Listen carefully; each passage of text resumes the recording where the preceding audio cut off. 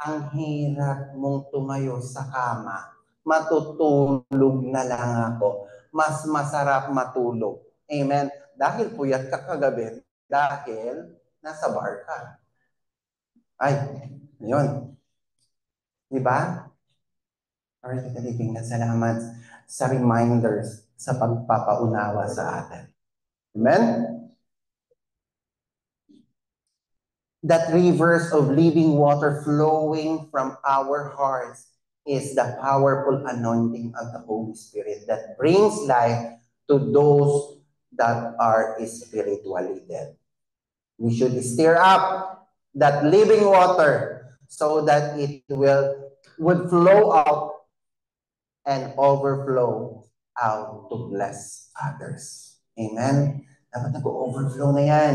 Amen? Kung ikaw nagpapatuloy, amen, yung blessing ng Panginoon at ikaw ay lumalakad na sa presensya ng Panginoon, the blessing, the opportunity, the breakthrough will overflow not only to you, but to your family. Diba sabi kanina, hindi lang sa'yo, kundi pati ang mga anak mo, pamilya mo. Amen? Nare-realize yung minsan, ang mga pamilya mo, di ba? Kaya ka nga pumunta to provide them. Amen? But kung magpapatuloy ka sa Panginoon, sa presensya ng Panginoon, at ang buhay mo ay nilaan mo na sa Panginoon, then God will do the rest. Amen? Praise God. Receiving and utilizing the Holy Spirit empowered within. Amen? Magpagamit or paggamit ng Holy Spirit sa ating empowered within. Amen? So first, from old to new life. Amen? Sabi, first is turning from old life. Amen? Sabi po sa Acts 2:38, then Peter said to them, repent. Amen? Repent. Magsisi. Amen? Two words we need to be careful not to be confused about remorse and repentance. Ang remorse daw involve a deep regret. Amen? For the wrong done, ito yung mga nagawa nating mga kamalian or kasalanan, but continues doing the same thing over again. Amen? Mamaya mag-confess ka, Lord, sorry Lord, naging kasalanan. Pero bukas gagawin mo ulit. Amen? Meron pa pong bang ganyan dito? Wow, friend. Glory to the living. Transform na talaga. Glory to the living God. Ang repentance naman is a decision out of deep conviction to leave behind the old sinful life, amen, and follow the path of righteousness. Repentance. Wala na dapat yung lumang gari. Patay na yung lumang gari. Amen? Ang nakikita na natin ngayon is new gari na yan. Transformed gari na yan. Amen? Wala na yung si Mike. Wala na, patay na si Mike dati. Ngayon bago ng Mike yung nandito. Amen. God commanded us to repent. Leave our old sinful life behind. This is the first direction of repentance. Turning away from sin and old ways of life. But of course, this should begin in our mindset. Baguhin natin yung mindset natin. Amen. Kasi di ba ang sabi nga nila, battleground yan. Battleground ng yung utak natin. Amen. Kung kakaliwa ka ba o kakanan ka pa or straight ba. Eh alam mo nang straight ang dapat pupuntahan. Pero kung maliwa ka pa kumanan ka pa, ayan tuloy. Ayan. Glory to the Lord. So, do not confirm, sabi po sa Romans 12:2. Basahin po natin.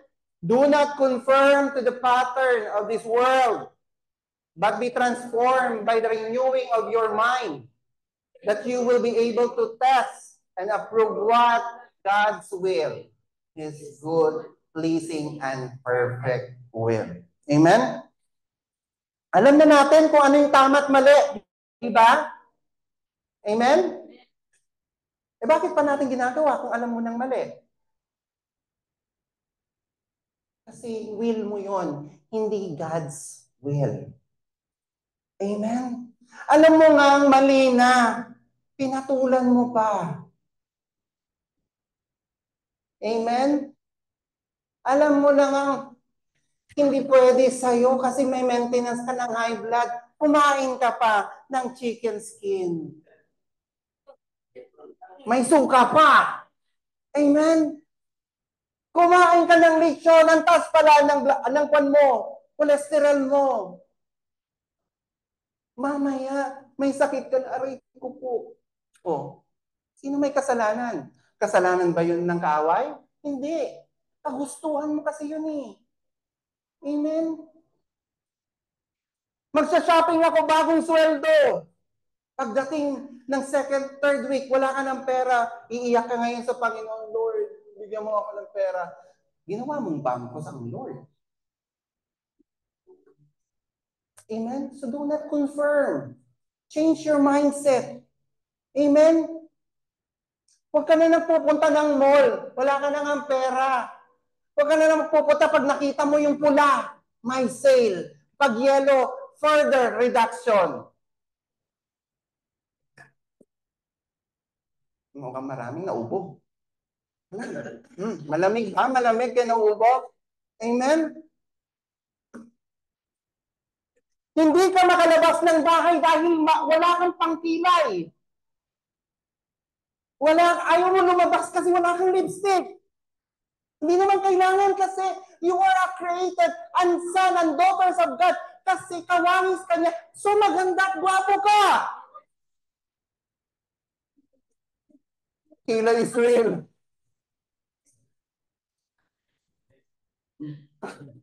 Sorry sa mga nag-work sa parlor, ha? Sa mga salon. Sorry po, sorry. Amen. But be confident. Be confident because you are the son and daughters of God. Amen. Walang mali sa'yo. Amen. Ang may mali yung kung sino yung tumitingin. Amen. You are beautiful. Sabihin mo nga sa katabi mo, ang gwapo-gwapo mo. Ang pogi-pogi mo. Ang ganda-ganda mo.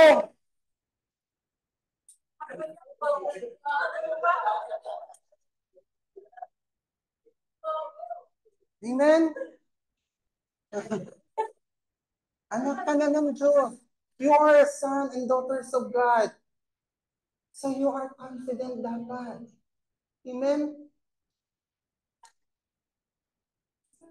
We should change the way we think about everything to align them to the way of God, to the righteousness of God. Whereas before, we think we could somehow get away with sinfulness. Amen? Now we think how we should consecrate ourselves to be holy and acceptable unto God. As we renew our thinking process, our mindset is aligning with the thoughts of God, with the attitude of Christ. And our action and behavior are changed and conformed to God's standard of disciple. Amen? Ayan, nagpapadisciple ba yung katabi mo, leaders? Ayan. Leaders, nagpapadisciple ba yung mga kanmo yan? Mga disciple. Amen. Praise God. Second, turning towards God. Amen? So, hindi ka makaka-turn to God kung hindi mo iiwan yung old life mo. Amen? Praise God. Sabi po doon, Peter replied, repent and be baptized, every one of you, in the name of Jesus Christ, for the forgiveness of your sin, and you will receive the gift of the Holy Spirit. After turning away from sin and old ways of life, the next direction is turning towards God. Amen? By receiving Jesus Christ as your Lord and Savior. Kagaya ng ginawa kanina ni Sister Glenda at Sister Michelle, and surrendering to His Lordship. So ang Lordship is 100% surrendering your life to our Lord Jesus Christ. Amen? Hindi partial. Amen? Lordship. Amen? Is, ang sabi doon, 100%. Amen? Hindi 99, hindi 98, hindi 50%. It should be 100%. Amen? Baptism in the name of Jesus Christ speaks about our identification with Him in His death, burial, and resurrection. Amen? So basahin po natin yan sa Romans 6. What shall I say then?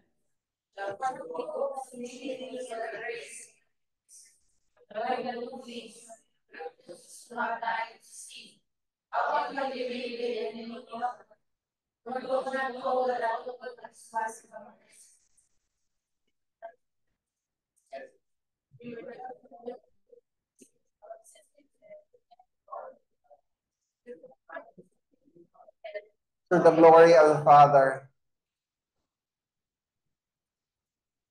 For we, being united with Him in death, like this, we will certainly.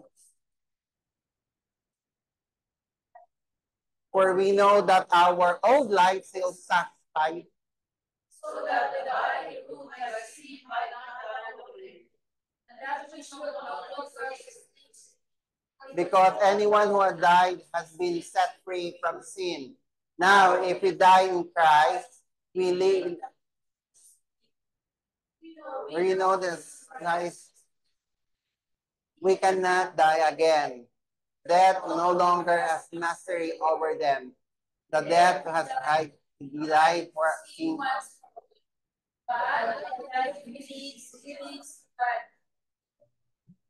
In the same way, count yourself dead. Therefore,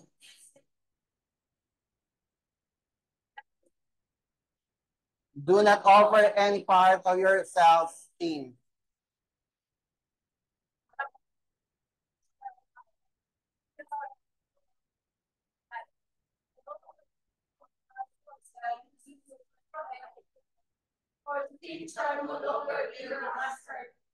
Because we are not under the law, but under. Amen? Sabi po doon, ano ngayon ang sasabihin natin? Patuloy ba tayong magkakasala upang sumagana sa atin ang kagandahang loob ng Diyos? Hindi. Tayo'y patay na sa kasalanan. Paano pa tayong mamumuhay sa pagkakasala? 3, hindi ba ninyo alam na tayong lahat ay nabautismuhan kay Kristo Jesus na nabautismuhan sa kanyang kamatayan? Sa makatuwid, tayo'y namatay na at nailibing nakasama niya sa pamamagitan ng bautismo upang paanong binuhay muli si Kristo sa pamamagitan ng dakilang kapangyarihan ng Ama. Tayo rin ay nagkaroon ng panibagong buhay. 5, sapagkat kung nakasama tayo ni Kristo sa isang kamatayang katulad ng kanyang kamatayan, tiyak na tayo'y makakasama rin niya sa muling pagkabuhay na katulad ng kanyang muling pagkabuhay. 6, alam natin na ang dati nating pagkatao ay naipako na sa krus kasama niya. Amen? Upang mamatay ang ating makasalanang pagkatao at nang hindi na tayo maalipin pa ng kasalanan. 7, sapagkat ang namatay na sapagkat ang namatay na ay pinalaya mula sa kapangyarihan ng kasalanan. Kung tayo namatay ng kasama ni Kristo, naniniwala tayong na mabubuhay rin tayo kasama niya. 9, alam nating si Kristo ay muling binuhay, ay hindi na muling mamamatay. Amen? Wala nang kapangyarihan sa kanya ang kamatayan. Amen? 10, nang siya'y namatay siya ng minsanan para sa lahat. Amen? Para sa lahat na ng panahon dahil sa kasalanan at ang buhay niya ngayon ay para sa Diyos. 11, kaya dapat din ninyong ituring ang inyong sarili bilang patay na sa kasalanan. Amen? Ngunit buhay buhay para sa Diyos sapagkat kayo'y nakipag-isa na kay Kristo Jesus. Amen? Huwag na ninyong paghariin ang kasalanan sa inyong mga katawang may kamatayan. Amen? So, amen. This is the temple of God. Amen? Upang hindi na ninyo sundin ang masamang hilig nito. Amen? 13, huwag na ninyong ipailalim sa kapangyarihan ng kasalanan ang alinmang bahagi ng inyong katawan bilang kasangkapan sa paggawa ng kasamaan. Amen? Sa halip, pasakop kayo sa Diyos bilang mga taong namatay na at muling nabuhay at ihandog ninyo sa Kanya ang inyong katawan bilang kasangkapan sa kabutihan. 14, sapagkat hindi na dapat maghari sa inyo ang kasalanan dahil kayo'y wala na sa ilalim ng kautusan, kundi nasa ilalim na kayo ng kagandahang loob ng Diyos. Amen? Grabe. Punong-puno na tayo. Amen? Salamat sa salita ng Panginoon. Amen? Napakabuti ng Panginoon sa atin. Amen? This is our decision to follow Jesus Christ and our commitment to live for Him. Amen? Our water baptism is a commitment. Amen? To undergo discipleship process or journey. Amen? Dapat nagpa-process po tayo. Amen? We cease to depend or hold on to our own wisdom, strength, and credential by total surrendering to God. Sabi ko kanina, not 50, not 90, but 100% surrender to Him. Amen? Sino sa atin? 100% surrendered.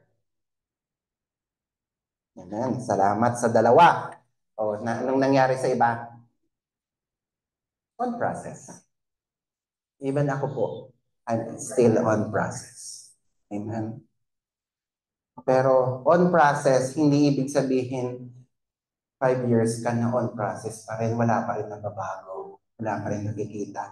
Kung hindi mo hahakbangan yan, kung hindi mo ile-let go yung pagkasismosa mo, yung pagkasugarol mo, amen, yung maluho mo, nothing change. Amen. Hakbangan mo, surrender mo, hingin mo sa Panginoon na tulungan ka. Amen. Kung tatlo ang girlfriend mo ngayon, amen, stick to one ka na lang dapat. Dapat asawa mo lang. Amen. Kung may marami ka nang ini-entertain dyan, surrender it. Walang magandang mangyayari sa'yo. Amen? 3, receiving the empowerment. Amen? Peter replied, repent to be baptized, every one of you, in the name of Jesus Christ for forgiveness of your sin. And you will receive the gift of the Holy Spirit. The promise is for you and your children. Hindi lang ikaw ang makakakuha nitong promise na to. Hindi ka lang ikaw ang magtatamasa nitong promise na to nang galing sa Panginoon, kundi buong pamilya mo. For all who are far off, for all whom the Lord our God will call. Amen? Empowerment is necessity for Christian to live a victorious life.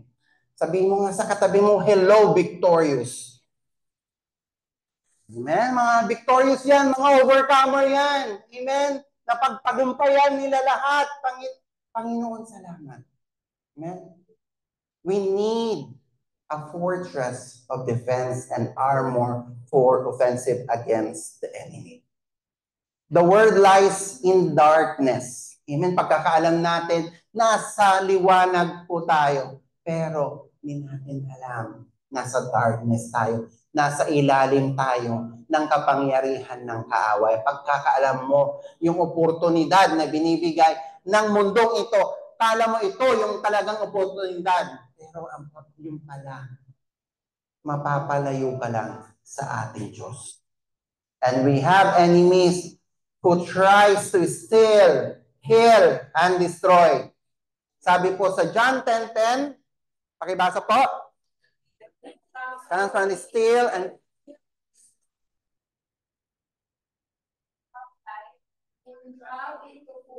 Amen. Amen. Andiyan yung kaaway. Para nakawin, patayin, and destroy. Amen. Yung kaligayahan mo, ninanakaw niya. Amen. Kapag kakalam, killjoy naman itong mga Kristiyano to. Killjoy naman itong mga born again, yung alive-alive na yan. Amen. Hindi mo alam sila yung liwanag. Amen.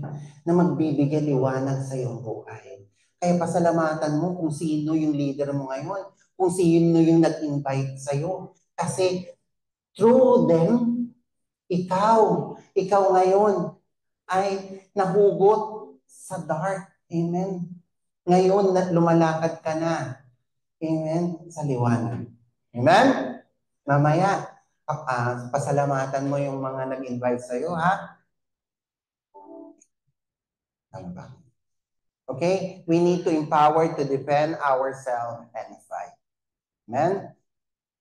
Sabi po sa Matthew 10:16, Behold, I am sending you out as sheep in the midst of wolves. So be wise as serpent and innocent. So, dapat maging maging matalino ka. Amen? Pero as innocent like a dove. Amen? Dapat maging vigilant ka. Amen? Amen? Kasi paglabas mo pa lang ngayon, karirinig mo pa lang ng salita ng Panginoon, ang dami ng wolves dyan sa labas. Ang dami ng temptation, ang dami na pagbukas mo pa lang, messenger. Ayan na. WhatsApp. Ano pa ba yung mga kanayan? TikTok. Oh. Amen. Pagbukas mo pa lang dyan. Malamang ngayon, tinitignan mo yung cellphone mo. Amen. Temptation na agad. Nadidistract ka na. Nadidistract. Amen? We should be wise in dealing with wolves, the devils, and his demonic forces. And gentle in dealing with people.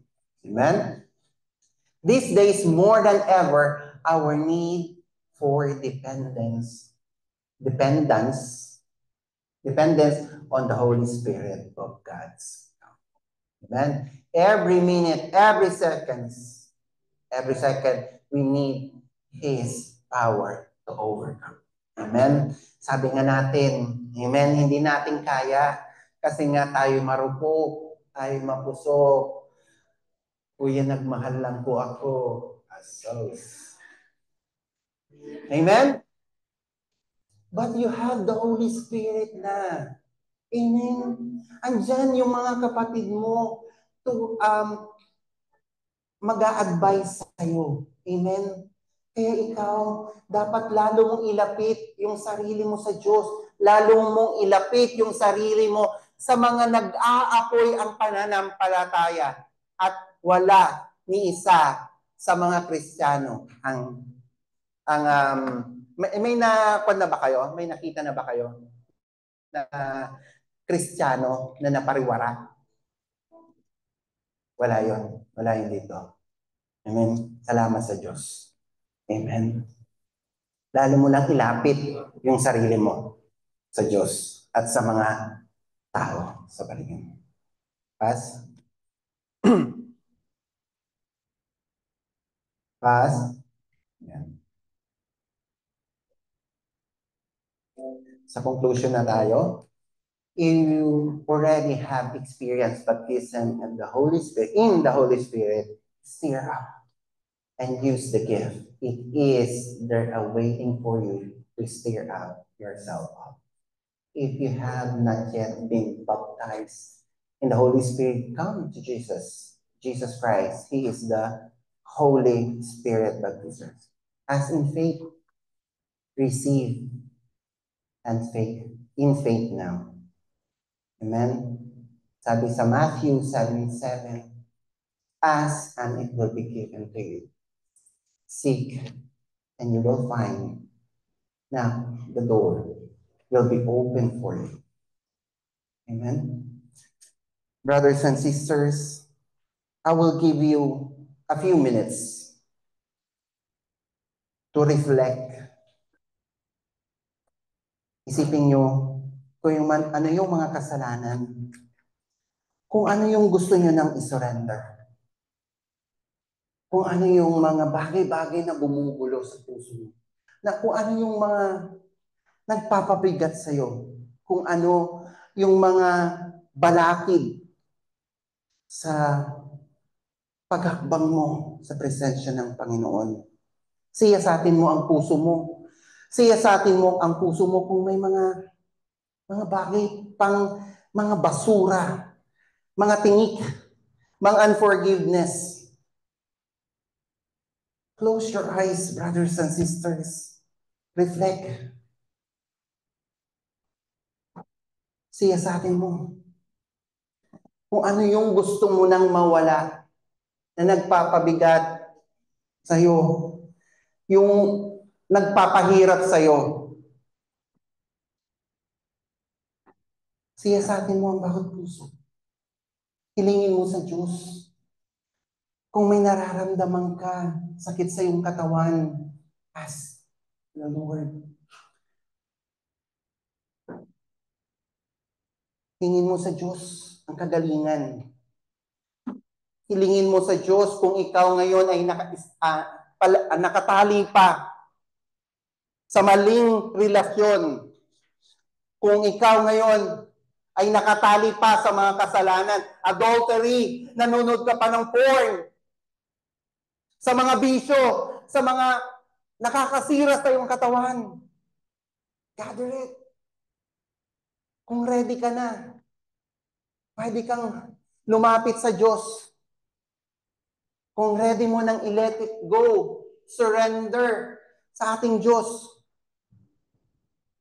Naghihintay lamang ang ating Diyos sa iyong pagbabalik. Sa pagbalik mo sa kanyang presensya.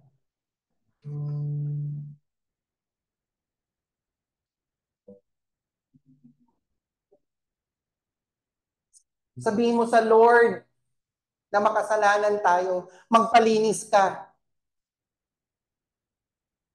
Pray to the Lord. Ilapit mo sa Diyos.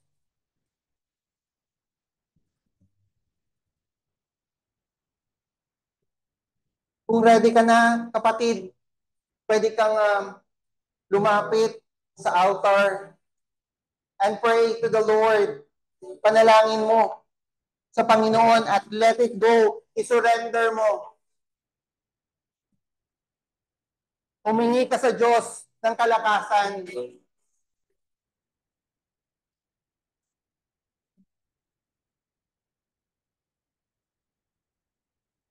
Amen? Sige, brothers and sisters, ilapit mo sa Panginoon. Lahat ng iyong mga gusto mo nang i-let go. Na ihiling ka. Hiling mo sa Diyos na tulungan ka. Iyak mo yan.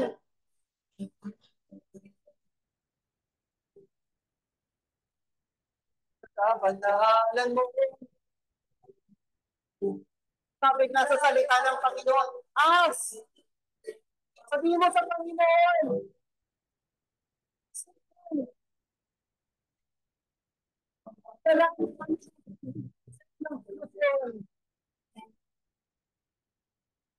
Lapit mo sa Panginoon. Kung gusto mo umiiyak sa Panginoon.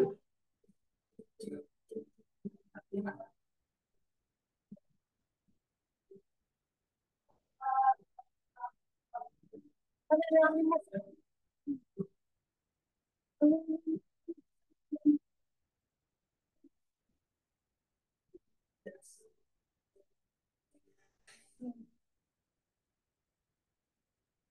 panalangin mo yung kapamilya mong may sakit ngayon.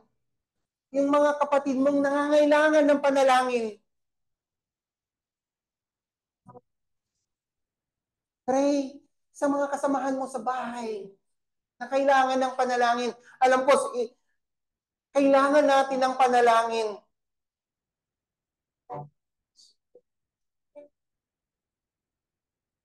ng church. Pray. Kung ano pa yung nagpapabigat sa'yo.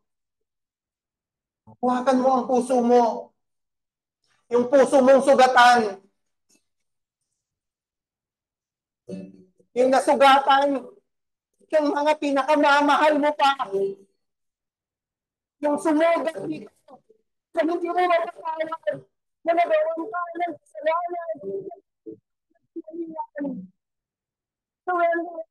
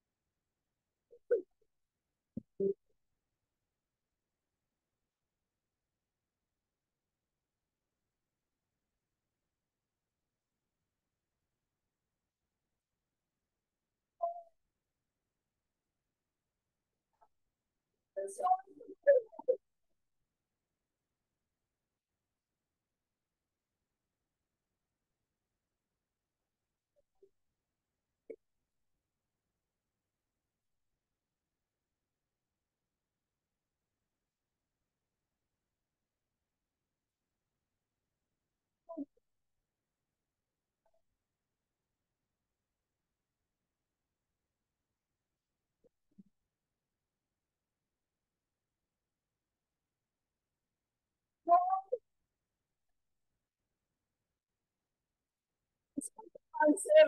Lord, pagalitan mo.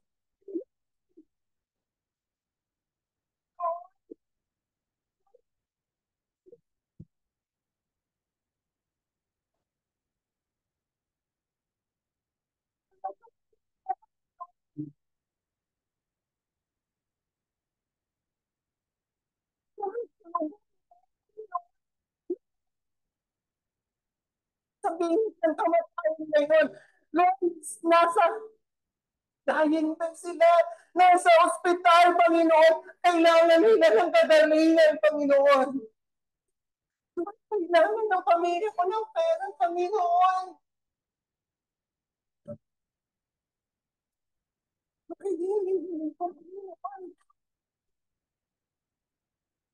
Lord,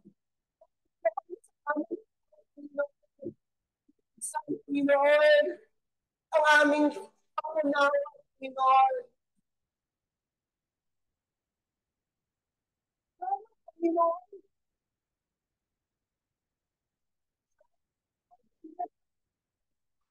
Lord,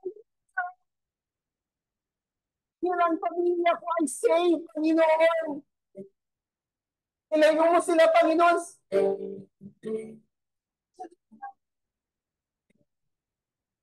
Holy Spirit, Lord.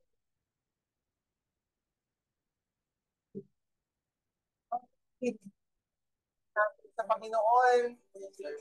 Ipagtapat natin kung ano ang hindi natin mabitaw-bitawan.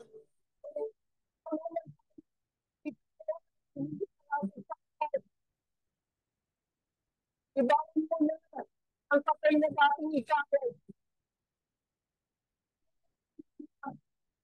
Kung sino ikaw noon, lumakad ka, kapatid. Lumakad ka sa presensya ng Panginoon. Diretso ka lang sa dulo.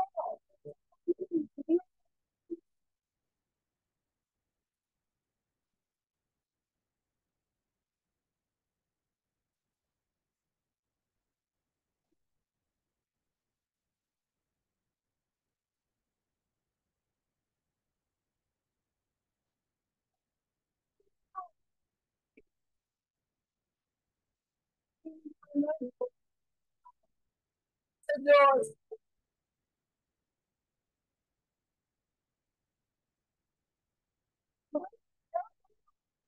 Sa amin na may pinagdadaan ng problema. Lord, hawakan mo sila. Panginoon. Iparamdam mo ang iyong presensya. Iparamdam mo ang iyong pag-ibig, Panginoon. Iparanas mo ang iyong kagalingan, ang iyong kalwalhatian. Hawakan mo, Panginoon, ang mga pusong sukatan, Panginoon.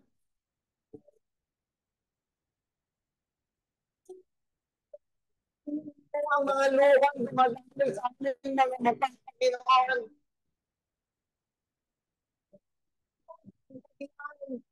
Nararamdaman namin, Panginoon. Salamat, Panginoon. Salamat. Salamat, Panginoon. Yakapin mo kami, Panginoon. Yakapin. Mga kapatid, panalanginan tayo, Panginoon. Gamitin mo. Kung andito yung asawa mo, yakapin mo, ipanalangin mo. Leaders, lapitan mo yung disciple mo. Mga kapatid, lapitan mo yung leader mo. Pray for them. Lahat nangangailangan ng panalangin.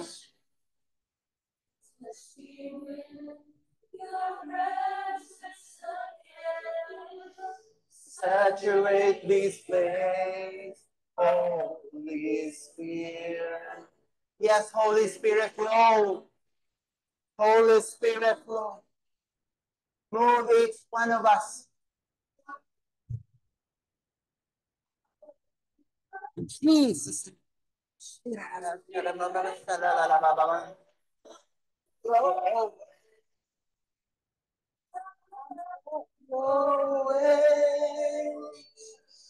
Lord. Holy Spirit, help each one of us to transform sa dating we live up to you. Tulungan mo kami mabago. Ang di kalugod-lugod sa iyong paningin, Panginoon. Baguhin mo. Tulungan mo kami, Panginoon. Hindi kami karapat-dapat sa Panginoon.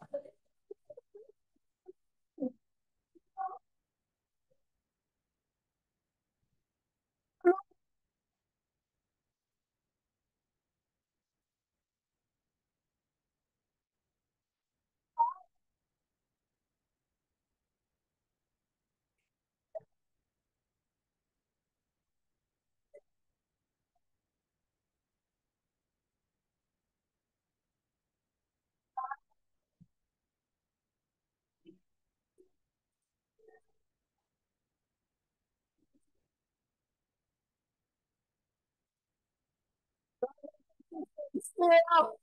Stay up.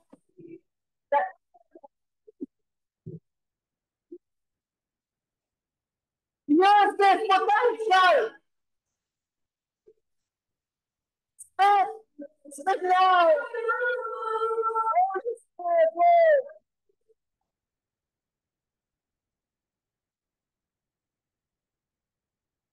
Lift your hands. Hey, each one of us. Gamitin mo ang mga gift ng Holy Spirit to heal. At bilang daluyan ng sagpagpapalit ng kagalingan. Holy Spirit, yes, you're there. Yes, you're there. Practice you're there. Holy Spirit, salamat.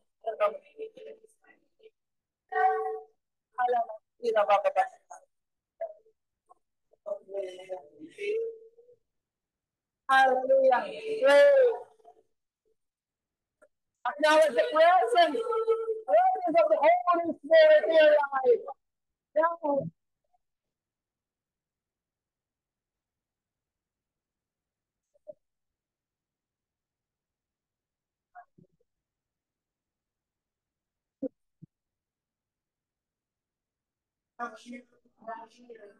under the sound of this voice, nice one of you. Kailangan may babago ko sa tuloy. You open up the altar for you. Just come and approach the altar right now. Come. As the Lord says, come all of you. We're very happy about it. Now we give you rest. Hindi na lang po rest. Ang nais ibigay ng Diyos. Ang nais po ng Diyos ay mabago po ang bawat isa sa atin. At nang sa ganon tayo mo'y maligdahan mo yan. Ang masagalang pagbabala ako na sa ating mga mahal sa buhay, sa ating pamilya, sa bawat isa at sa mga natin kung saan man po tayo mabubuka. Kaya sa mga oras na ito, as you, kung ikaw po ito, as sabi ko ng Lord, if you hear the voice of the Lord for the party in your heart, just approach the altar. Kung yung dati po, ang sabi ng Pastor Peter, kay Jesus, you know, kung ikaw po yan, malapitin ko ako. Maraming kung sasabihin ni Jesus sa atin yan, halika, maraming sa tayo kalaman sa mga pangalaman, maraming mamalapit, at pumatalan sa chilip ko.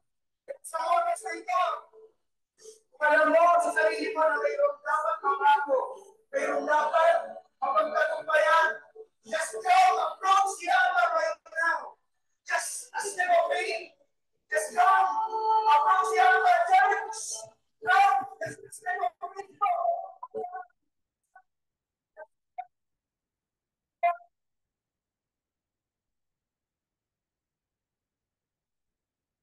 The person that is just you, just nothing but our voice saying.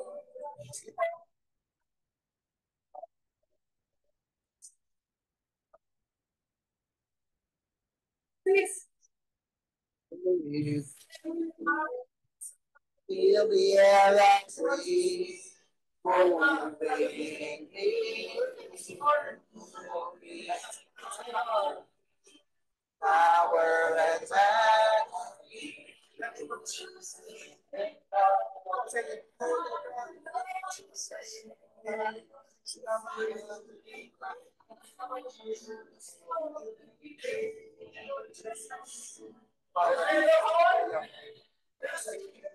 Yes, I'm in that heart of church. And I should say,